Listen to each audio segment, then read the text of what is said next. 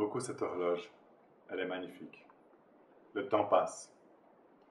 Et pour l'Église? Eh bien, dans l'Église neuchâteloise, la vie grouille. Vous savez qu'il y a à peu près 5 à 600 bénévoles qui travaillent dans les paroisses, parfois jusqu'à donner un 50% du temps d'activité. Quand je vois ce travail, quand je vois cet engagement, eh bien moi, comme président de l'Église, je suis fier. Fier de voir que l'Église est là, fier de cet engagement, fier de cette créativité. Et j'aimerais vous remercier pour cela. L'Église est aussi aujourd'hui en situation financière équilibrée. Fragile, mais équilibrée. Et cela, c'est une bonne nouvelle, parce que cela nous permet d'imaginer des projets, d'avoir des envies. Or, vous savez, une Église, elle est là pour écouter les gens. Et quand on écoute les gens, forcément, on se remet en question. Sinon, on ne les écoute pas vraiment. Ça veut dire qu'il faut qu'on imagine de nouveaux projets, qu'on comprenne ce que les gens vivent, le temps passe, les gens n'expriment plus leurs besoins de la même manière aujourd'hui qu'autrefois. Alors nous avons des nouveaux projets dans les paroisses ou dans les services cantonaux.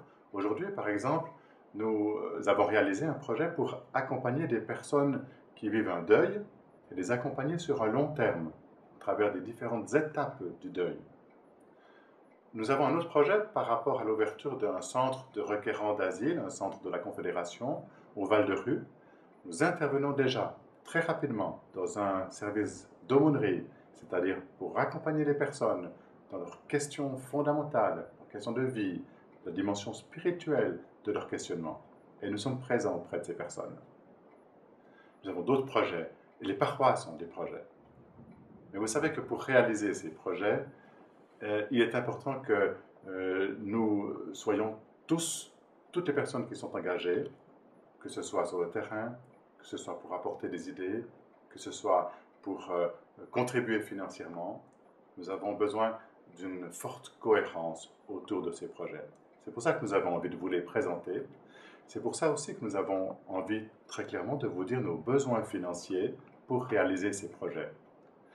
Aujourd'hui, il y a des gens sur le terrain, il y a des gens qui travaillent à développer des idées.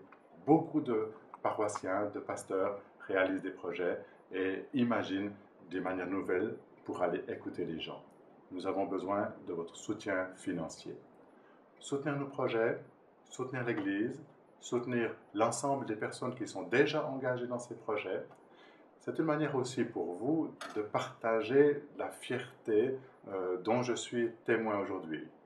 C'est une manière aussi, évidemment, d'exprimer une solidarité envers des personnes qui sont soit dans des situations difficiles, soit dans des situations parfois normales, mais qui se posent aussi des questions fondamentales. Alors le temps passe, nous avons des projets, nous avons des idées, nous avons des envies, nous avons plein de personnes qui sont là pour y penser, pour le réaliser sur le terrain. Êtes-vous avec nous pour l'avenir, pour réaliser ces projets? Merci.